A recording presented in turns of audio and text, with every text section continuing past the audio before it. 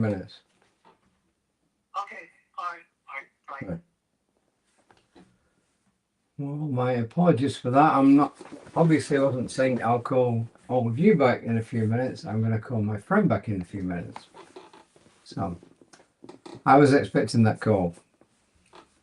Well, getting on with today's reading. First of all, because Rev Christie Hardwick has been given the 2 Sim Ernest Holmes quotes every single day, and she will continue to do so for the rest of the month, I put it in the description. So if you want to read it again, it's there. I read it when I do the pre-reading. If you want to read it again, it's there. Go for it. Okay?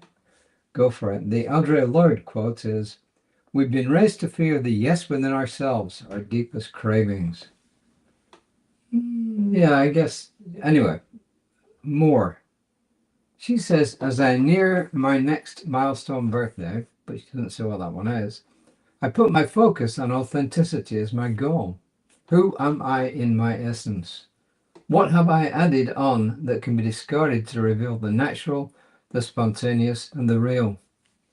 To get to my yes in life, I had to learn to use the word no, a word that didn't feel like an option in many situations. Can you relate to a circumstance where saying no just seemed out of reach or even wrong? Yeah, or out of the question, right? I had to learn to say no before I could learn to really say yes. It was almost like taking inventory. Opportunities and choices arise, and opportunities and choices arise, and I needed to say, mine, not mine, mine, not mine, until I could truly discern what my unique soul was calling for and was being called to do.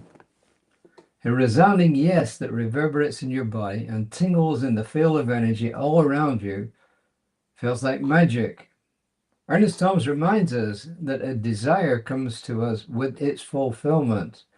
The infinite mind has got no limitations. Yes is the word that it knows. So I think you'd all agree that,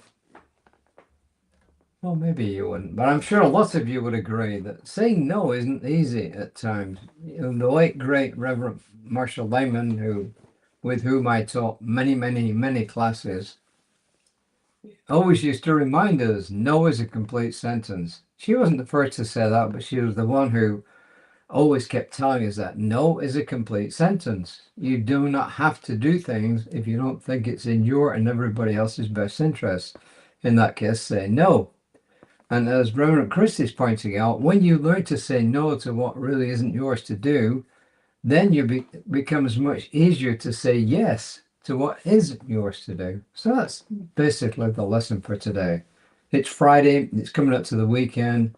This is a relatively short reading. As I said, if you want the 2 Ernest Holmes quotes to keep reading them all month, they're there, they're written down. Go read it. And my one suggestion is this: read it out loud. Read it out loud. Why? Because it makes a bigger impression on your subconscious mind.